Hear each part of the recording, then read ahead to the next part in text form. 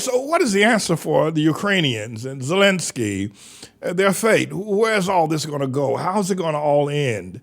Everybody's watching the valiancy of the Ukrainian people, their dedication, their commitment, that the citizens of Ukraine, the 42 million people of Ukraine, for the most part, that have taken up arms to assist in the actual military of Ukraine, while nearly 1 million Ukrainians have, jumped ship and left the country.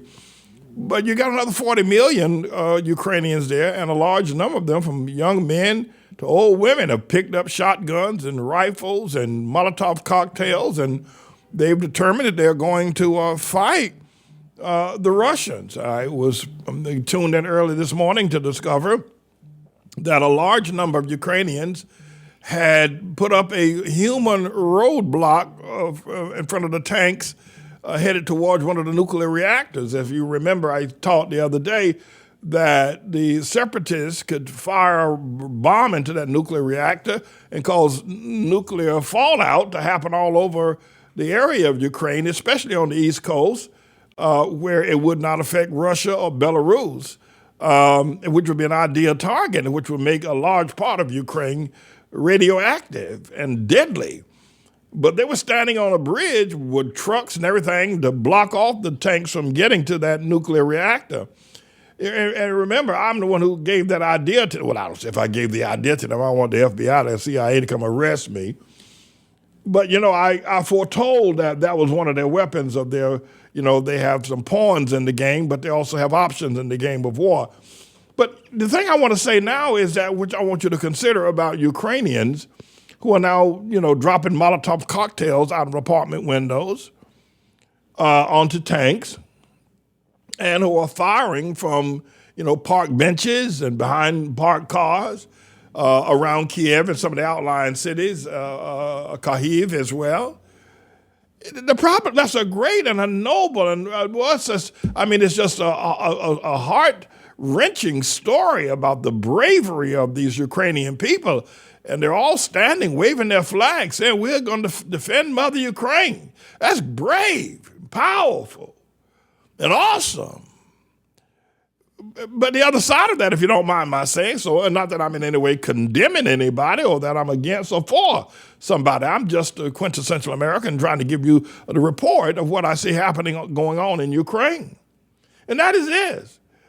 If you're going to start dropping Molotov cocktails out of apartment building windows, don't be surprised if a tank fires at that window from which that Molotov cocktail came. You can say it's a civilian, it's not a military installation.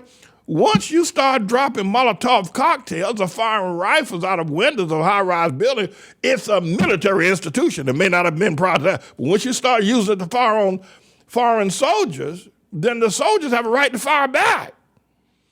And so we're going to see a lot of that. We're going to see, the Muslims love to build their military installations around baby milk factories and hospitals. The Muslim, the Al-Qaeda boys, Taliban, the Taliban boys, they love to set up their military installation, their big guns around a children's hospital. So they can say, the Americans bombed the children's hospital, bombed my foot. You were shooting from the basement of that hospital, and everybody knows it. So, but that's the problem here. What's going on there in Ukraine, that, you're going to open up the Ukrainian forces. The other thing I think is that the resistance program, I think is good. But then somebody needs to tell everybody that we're in the tribulation. They won't let me get out on the air anymore. They figure that I'm a danger to humanity. With the truth I tell, they don't want it, so they won't let me get out on the air anymore. But somebody needs to start telling people, those Ukrainians, that we're in the tribulation, and try to figure out what's their role, and start looking towards to Jesus if they can. But the battle is going to only get more intense, rather, I should say, with respect to civilian fighting, and I commend them for doing so. I think that kind of bravery, it really is heartwarming. And were there some time afterwards to write the history about this, it would make for a very powerful story that the Ukrainian people stood up to the bear, to Gog. And can I just slip this one in on you? I don't know whether you're going to go for it or not. And, I think that one of the weapons that Joe Biden should have used last night, first of all, and you can say this is overreach, or you can say it's, I don't know what you can say it, but I think Joe Biden needs to talk to me. You say, Pastor, who do you think you are? Well, I'm the Lord's servant, first of all. And in the Bible, when Jehoshaphat got ready with Ahab to go against, the Philistines in battle, there were 400 prophets around Jehoshaphat telling him, yeah, go up, God's going to give you the battle. Right? And Jehoshaphat said, all these guys are singing the same old tune, the same old song. Is there anybody else here? And somebody said, yeah, there's another prophet, but nobody likes him. His name is Micaiah. Everybody hates him because he ain't never got no good news for us. So they said, Jehoshaphat said, well, go get this guy Micaiah. Let's see what he got to say. So one of the false prophets ran up on and found Micaiah. Said, Micaiah, Jehoshaphat, the king, want to know whether they should go up to battle or not, whether they should go to battle with Ukraine or Russia or not. So Jehoshaphat said, I can tell you right now, no. So see what we said about you. You ain't never with us. Everybody else, there's 400 other prophets say, yeah, we're going to win the war. And then you go by yourself, Micaiah, going to say, no, we ain't going to win the war. Micaiah said, well, we won't. So they brought him to Jehoshaphat. Jehoshaphat said, he told Jehoshaphat, you can go up if you want. I can tell you that, God ain't with you. And everybody started against, we don't like, that's what he said, Micaiah, that's why they don't like you. And you can say, man, and that's why we don't like you. But let me tell you, King Joe Biden need to talk to me. And maybe there'll be a couple other people that'll hear this. They'll look at it and they'll say, Manning, you're not really all that. We like you and everything, Manning. We like your courage and everything, but you're not really all that. I mean, Joe Biden don't need to talk to you. See? You see what I'm saying? You see what I'm saying? But he does. Biden needs to talk to me. Remember, they didn't like Micaiah either. They didn't think very much of him. And the reason why they didn't like Micaiah, because Micaiah was never trying to please them or tell them what they want to hear. He told them what thus saith the Lord. And Biden ought to be telling everybody we're in the tribulation. It's what he ought to be telling people. He ought to be telling people that Russia is Gog and that Putin is the beast from the Bible. That's what Biden should have been saying last night from the well of the chamber of the House of Representatives. That's what he should have been saying. But he ain't got nobody around and that would tell him to say something like that. But if he had said that last night, imagine if Biden had said that, if Joe Biden would have got up and said, Russia is Gog according to Revelation chapter 20, verse 8, and Biden and Putin is the beast according to Ezekiel chapter 38, verse 2, and we are in the tribulation, and the east has risen up against the west, and the west need to fall down on our knees in prayer. What we need to do. Imagine if he said that last night. Imagine if he had said something like that last night. What's wrong with it? I ask you, what would be wrong with him saying that? Well, that ain't true. Are you calling the Bible a liar? Well, the Bible's in there, but it ain't about Russia, it ain't about, well, then who is it about then? Well, I don't know, but it ain't about that. Well, if you don't know, then you don't know what it ain't. What you don't know, what you don't know, you don't know. Anyway. So Biden needs to talk. He said, man, you have got some kind of nerve. First you said that Pharaoh, Eric Adams down there, the mayor of New York City, needs to talk to you. He does. And now you're saying the president of the United States needs to talk to you. Well, he should. You don't have to do what I said, but I think you ought to have somebody other than the 400 prophets that are all singing the same song. You ought somebody have another point of view. In a biblical point of view, I mean, God does have a word. All wise men always ask, is there any word from the Lord? That's what Jehoshaphat asked.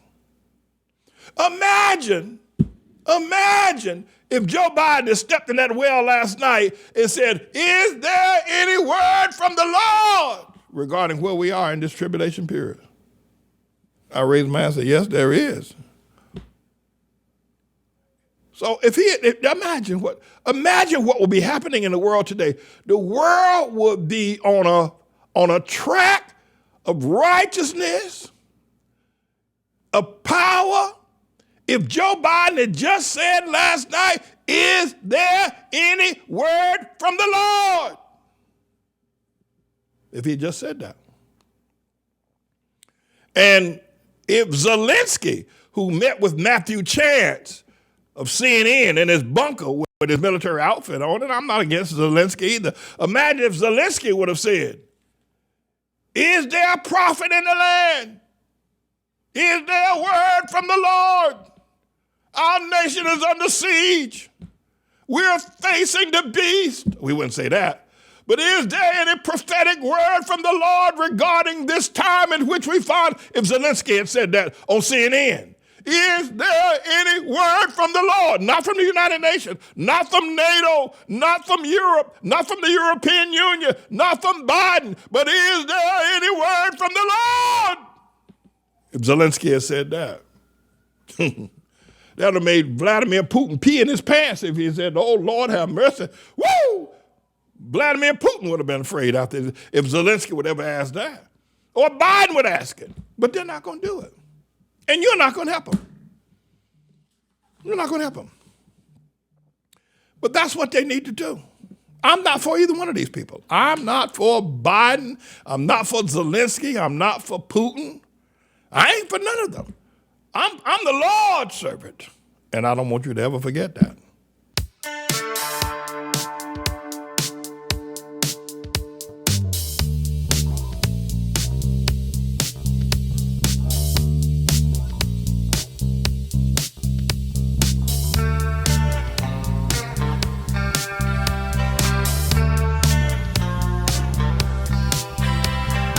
Child of the King is serving at all times.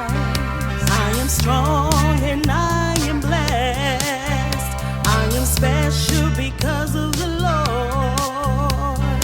Ooh, child of the King. Ooh, child of the King, child of the King, child of the King. I am chosen by God, a member of His royal family.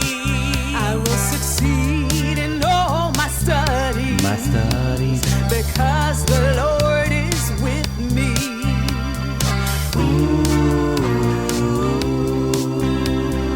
Child of the King. Ooh, child of the King. Child of the King. Child of the King. Child of the King. Child of the King.